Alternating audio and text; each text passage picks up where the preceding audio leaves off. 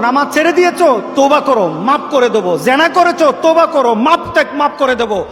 আকাশ সমান গুনাহ করেছো, তওবা করো, মাফ করে দেবো। আল্লাহু আকবার। শুধু তাই নয়, আল্লাহ বলেন, বান্দা যখনই তওবা করবি তোরে আমি পছন্দ করি।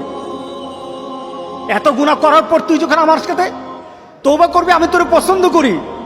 শুধু তাই নয়, আল্লাহ সুবহানাহু ওয়া তাআলা বলেন, যারা মুতাতাহহিরিন, যারা পবিত্রতা অর্জন করে, আল্লাহ তাদেরকে পছন্দ করেন। আমরা পবিত্রতা অর্জন করি কি দিয়ে? উযু দিয়ে। বলেন কি দিয়ে? উযু দিয়ে। আমরা পবিত্রতা অর্জন করি তওবার মাধ্যমে। প্রথম, এটা হলো আত্মার পরিশুদ্ধতা।